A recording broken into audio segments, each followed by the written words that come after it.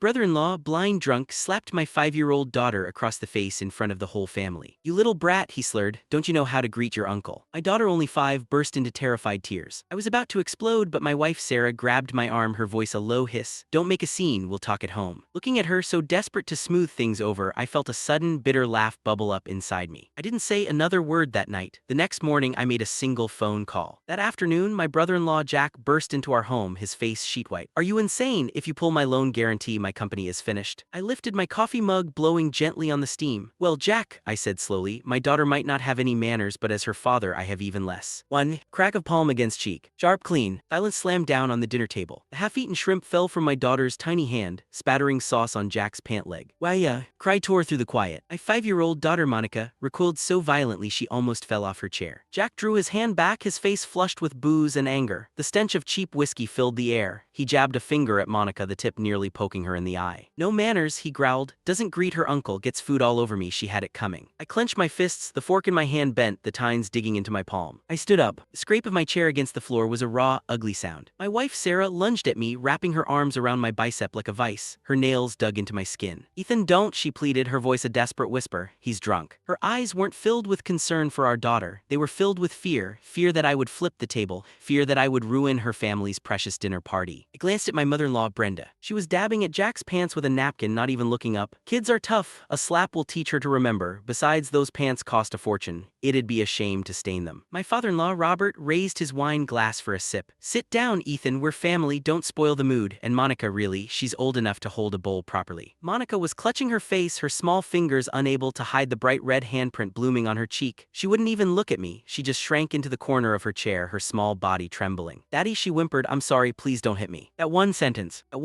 ripped my insides to shreds. I threw Sarah's arm off me. The force sent her stumbling back against a liquor cabinet. "Ethan, what are you doing? This is my parents' house," she shrieked. Jack slammed his glass down on the rotating centerpiece. The glass spun with a low hum. "Lost your mind, have you? You eat at our table, you play by our rules. Now sit down, knock back 3 shots, and we'll call this over." His tongue was thick, his eyes clouded with a murky arrogance I'd endured for 5 long years. An arrogance I'd paid for, starting with the $60,000 gift I gave her parents for the wedding and the down payment I'd made on this very house. I bent down and lifted Monica into my arms. She buried her face in my neck, her tears soaking my collar, hot and searing. "We're leaving." Just 2 words. I turned and walked toward the door. Sound of a plate shattering echoed behind me. "Ethan, you walk out that door tonight and don't you dare come crawling back," Jack bellowed. My mother-in-law was screaming now too. "Ungrateful bastard, that's what he is. Sarah, look at the trash you married." Sarah caught up to me at the door, her hand clamping down on the handle. "Don't go, what about me?"